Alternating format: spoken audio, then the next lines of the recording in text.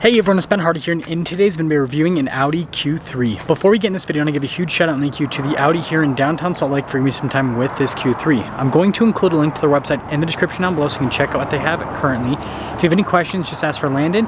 And then on a side note, if you want to save time and money the next time you purchase a car, link to my car buying guide in the description down below. Let's get into it.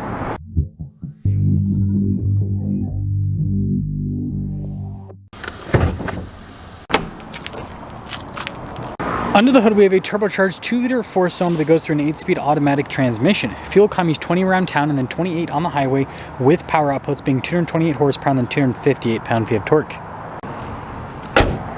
Now, before we move forward with this review, I do want to mention, if you want to see more videos just like this, then I recommend you subscribe because I post content every single day. Now, taking a look at the hood, you guys can see here with the distinctive lines. I feel like that's on every single Audi. It gives it kind of a boxier look.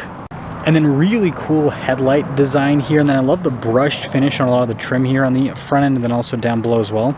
And then putting it all together, let me know what you guys think about the looks here with the Q3. Now around the side here, our tire wheel setup is 235, 50, 19 in the front and over in the rear. And you can see here with the wheels, you've got the silver coloration there. I think that looks really sharp.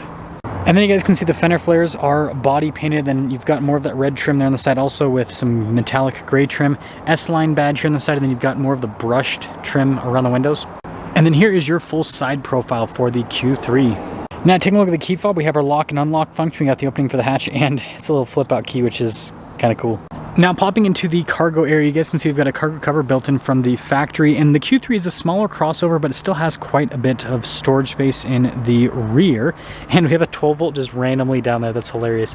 But anyways, when you're all done with the rear, just press that button and that will lower the hatch right back down. Now really cool taillight design here, and then you guys can see Q3, and then you've got the rest of the badges down below, and then you do have parking sensors as well. And putting it all together, let me know what you guys think about the looks here with the Q3. Now taking a look at the door panel, you guys can see soft touch here at the top, and then you got this trim that goes to the door handle, and then we've got more soft touch down below. And I like the look of this grab handle. Pretty cool coloration here for these seats. You can see the stitching as well. Legroom back here is really good. We also have a little storage pocket. We've got some vents here in the rear, USBs, 12 volt, all of that. And then headroom, it's pretty good. Now taking a look at the front door panel, you guys can see this strip that goes to the door handle. Again, pretty cool looking. Some padding down below. We've got all of our window controls here, mirror adjustments. Mirrors do power fold in. We also have memory seats, and then there's a quick look at the mirrors. And then with the front seat, again, you can see the lighter coloration there with all the stitching. Power adjustments there on the side, and then we have our light controls just right there.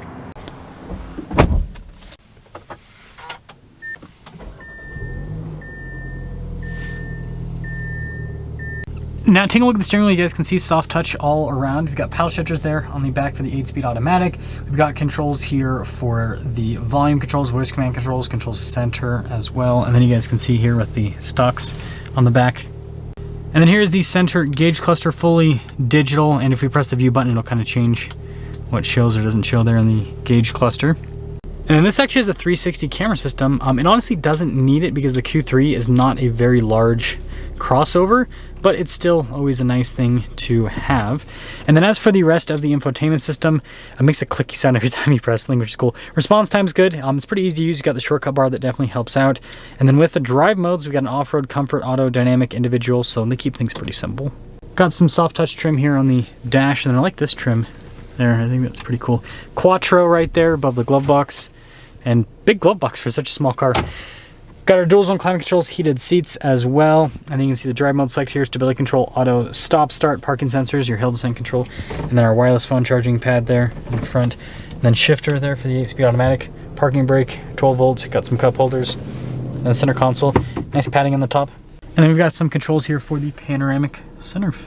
And now taking a look at the window sticker here, you guys can see Q3S, but here's all the standard equipment. Base MSRP $39,400, total MSRP $45,605. Let's see how it drives.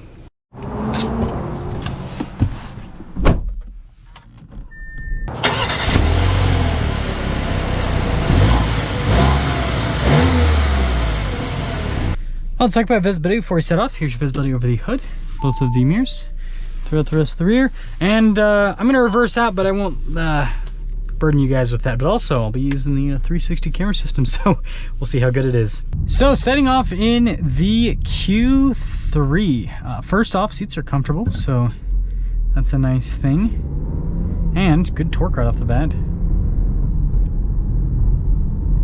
So that's cool. Yeah, suspension's pretty comfortable. I'm driving this back to back with the Audi A4 all-road, and I'll be honest, I kind of like the A4 a little bit more with the ride quality and everything. This isn't bad. This is, again, this drives really well. But the A4, I don't know. I think that was, yeah, I feel like the suspension on that was a little bit more comfortable. But I mean, it makes sense. It's a bigger car, right? Longer wheelbase, so you'd hope that it would be more comfortable with given the larger size. But yeah, going over the bumps, I mean, I think it did a pretty good job over all of that. And it's got like a lightweight feel. I like it. I cannot talk today, man. This is review number 3. Usually I'm like well oiled by this time of the day, but apparently I'm not there today. So we're in the dynamic mode now. Good torque right off the bat, I will say that. Good torque right off the bat. Get another acceleration. But again, the A4, I mean, obviously the A4 does have more horsepower and torque, but yeah, the A4 did feel quicker. So interesting discovery. But let's get our full-blown acceleration here. Woo! It's quick. I mean, for what it is, it's quick. There we go. Yeah, for what it is, it's quick. I like how this drives. I still like that A4 all-road more, and I guess that's what'll sum things up with. So this is 45 grand. That A4 was like 50 grand. This has, in my opinion, a nicer infotainment system and gauge cluster than the A4 all-road. But I like how that A4 all-road drives more. I'm not sure if I like it $5,000 more, but I did like that a little bit more. I don't know if anyone's cross-shopping those two, but they're kind of similar in some ways. So anyways, let me know what you guys think about the Q3. And let me know if you'd get this or if you'd get the A4 all-road, even though they don't technically compete against each other. Well, let's talk about visibility before we set off. Here's your visibility over the hood. Both the mirrors, do a blind spot monitoring throughout the rest of the rear.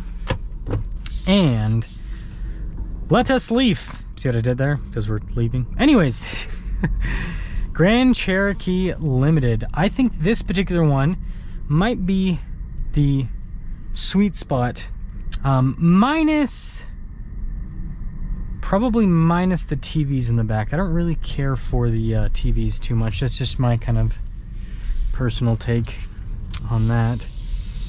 But first, setting off, seats are comfortable. I like the fact that we have the heated and cooled function. I think that's definitely a nice thing to have. And seems like the torque's pretty good right off the bat with this V6. We're at about 5,000-ish feet